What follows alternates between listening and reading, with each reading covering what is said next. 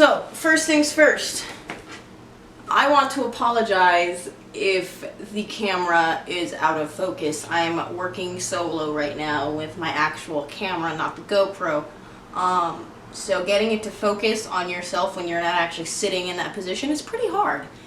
If you know how to do it better than I do, let me know, because I'm having a difficult time.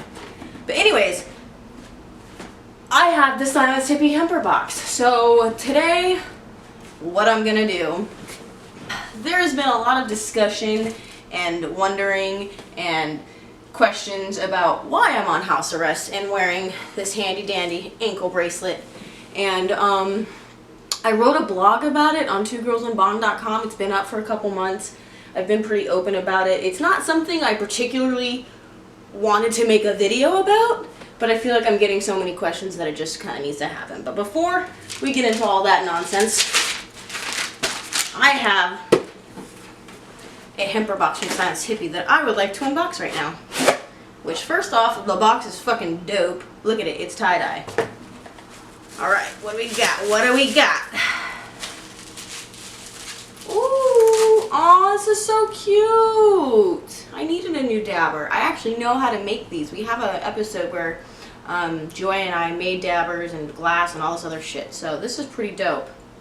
I'm excited. Looks like there's some kind of glass item here.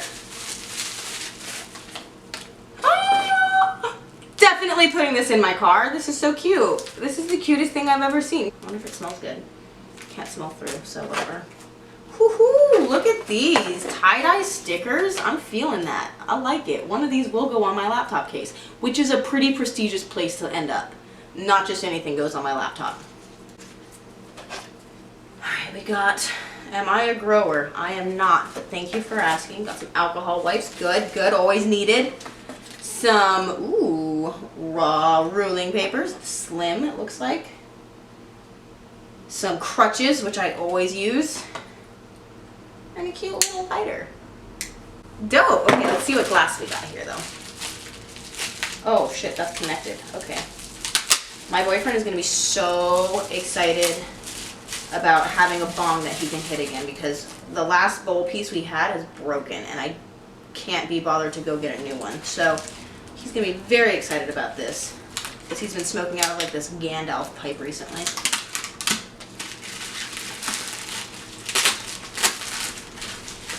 Oh, look at this thing. This is cute. It's got like the, not really perks, but it's cute.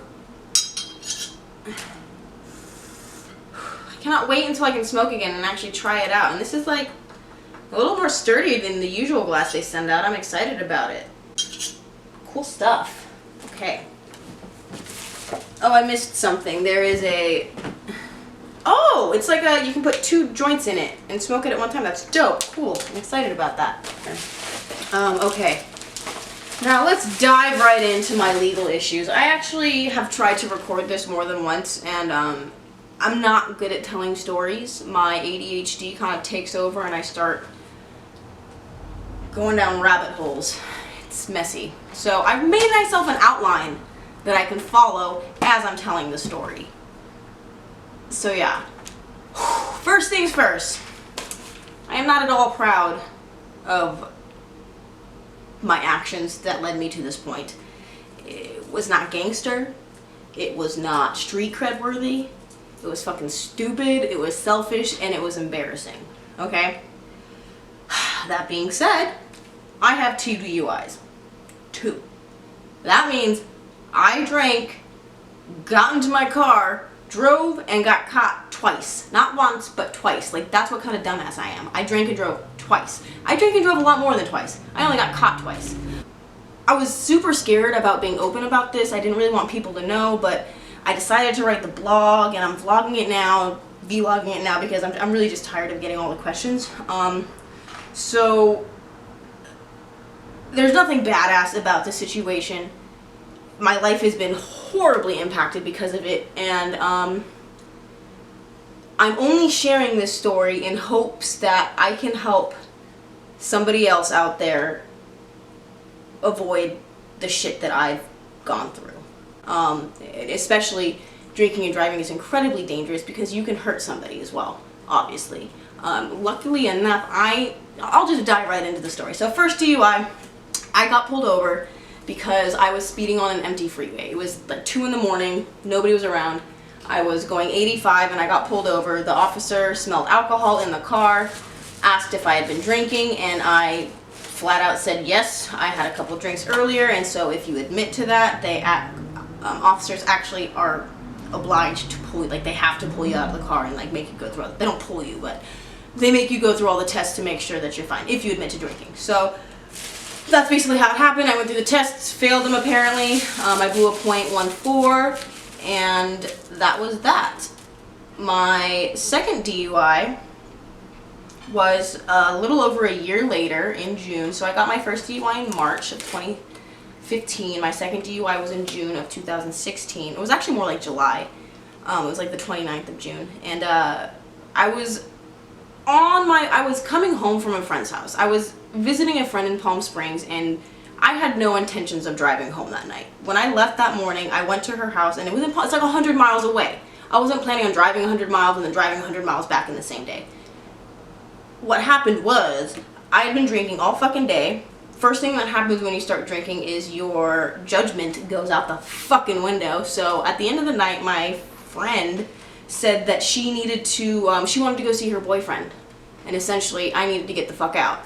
So me being the person I am, like I didn't want to be like, oh, well, I'm too drunk, I can't leave your house, and like just be an asshole like that. So I got in my car and headed home. I made it 106 miles out of 112, and I was pulled over literally like maybe 1,000 feet from my first DUI. And I had been smoking a blunt in the car earlier, which was also stupid, and the officer smelled that, so he pretty much just pulled me out of the car right from the get-go and made me go through all the tests.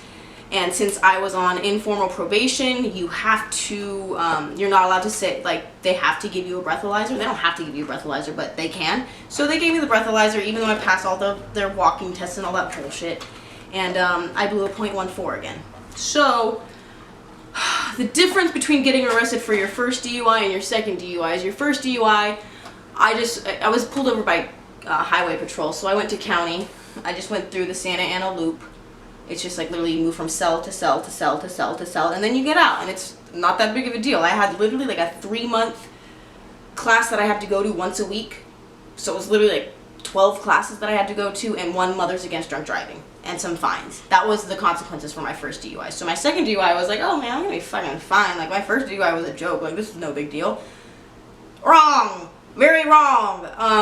I didn't realize that I was violating my probation, because when you break the law, the judge says, and like when you break the law, usually one of the terms of your whatever deal you get from the court is that you're on some kind of informal probation.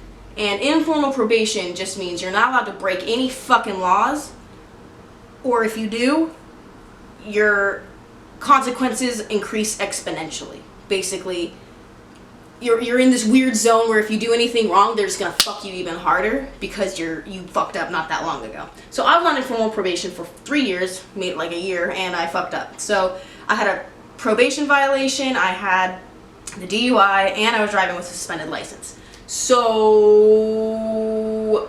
I went to county. So on my second DUI, when I got arrested and everything, went through all that bullshit, and I got actually processed into county. Like I was part of the regular population. I had a bunk. I was wearing the fucking blues. They don't wear orange in jail all the time. They wear blue in Santa Ana. So I'll tell you a whole different story. There will be a different vlog about my actual experience in jail, but I had to get bailed out. My bail was $10,000, but you only have to pay 10% of that. So I paid $1,000. So I got fucking bailed out. And then I had to figure out what to do from there after I got out of jail. I had to hire an attorney, which cost $5,000. The first attorney I talked to told me I needed to go to rehab. I was gonna fucking... It was crazy. He said I was facing 90 days in jail and said I needed to go to rehab in order to avoid jail, and said that he was gonna cost $7,500 to represent me.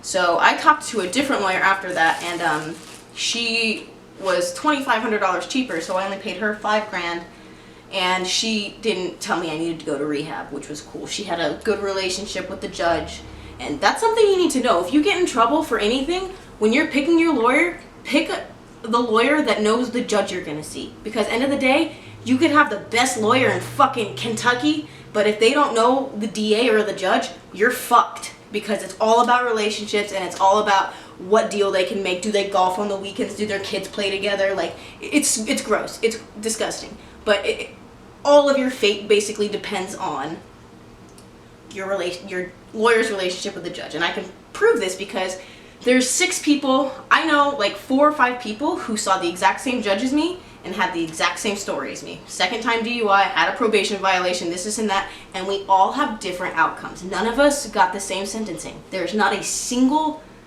person who saw this Judge Macias. We all saw her, all had the same issues. None of us got the same sentencing because we all had different lawyers.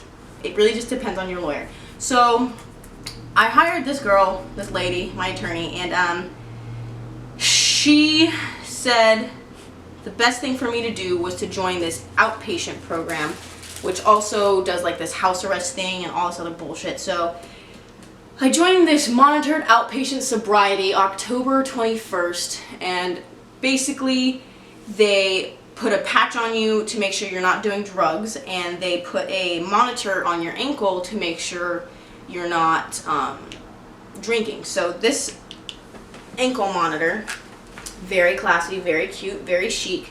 It not only tracks where I am, but it lets them know if I've been boozing it up.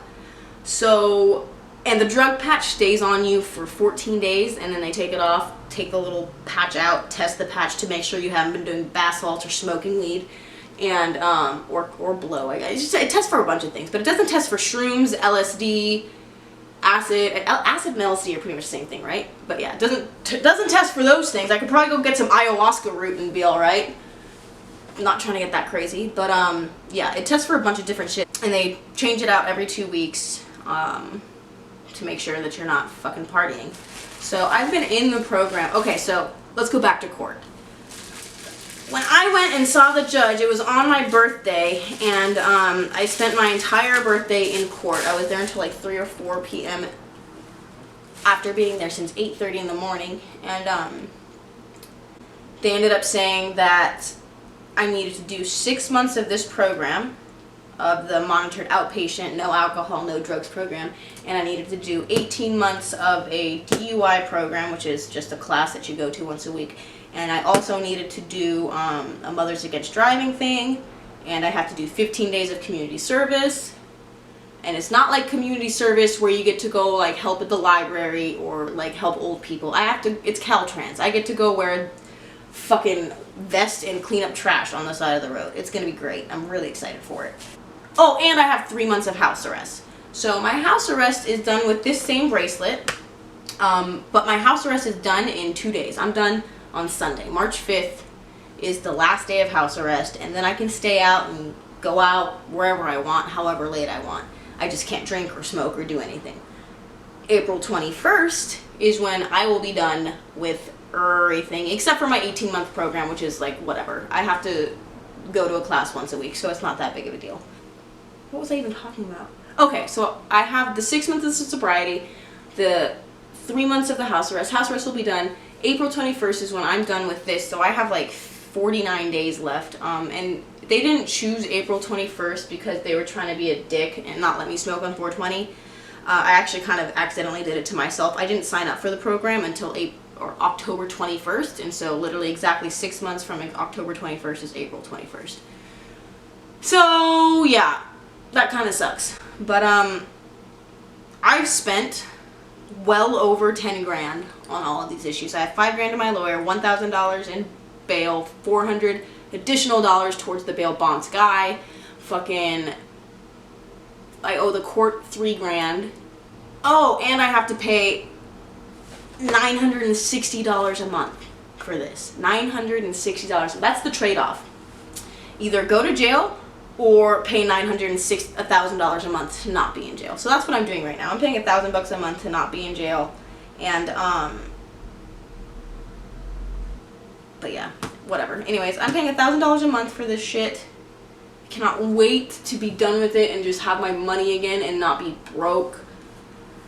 But yeah, that's what happened. I fucked up and I made a bad choice, and I really hope that listening to all the fucked up stupid shit that I have to deal with makes you realize that you should not fucking drink and drive. Like, it wasn't even because I was like swerving or being crazy. I got pulled over. My second DUI, I was pulled over because I had expired tags. That's what's fucked up. The tags on the car were expired. They weren't even technically expired. They were, just didn't have the sticker on it. So,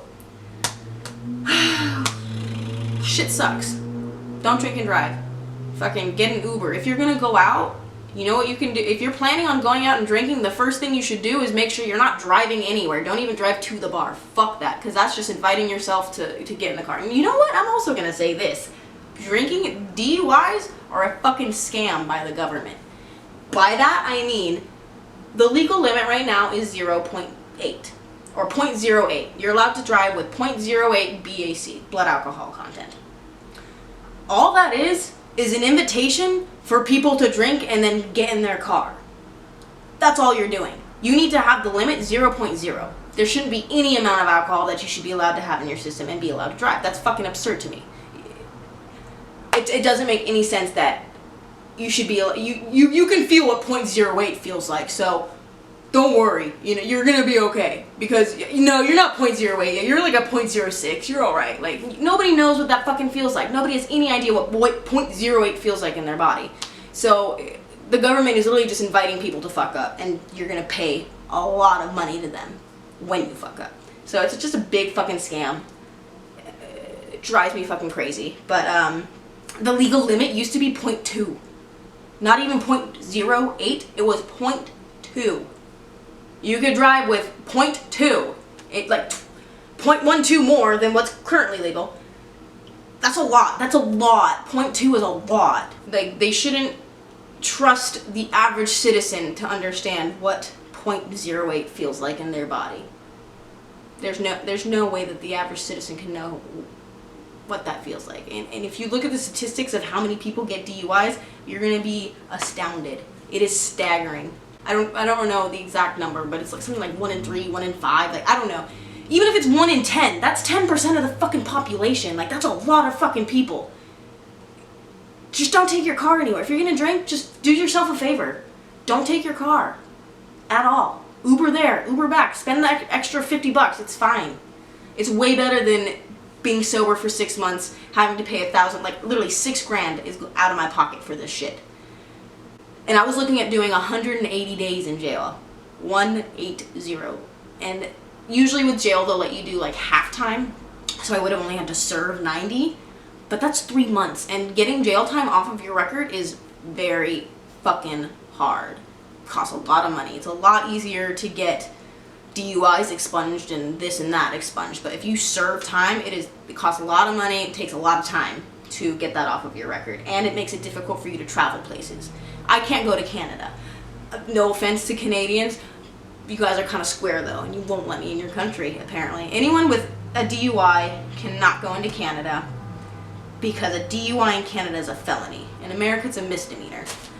And I really hope that the people, because I know there's going to be people who are like, oh, what a dumb bitch. She's so selfish. Oh my god, you could have killed somebody. What the fuck is wrong? Like, I get it. I know. You know what's funny? I fucking saw a judge, a person whose job it is to tell me off. So I already got told off.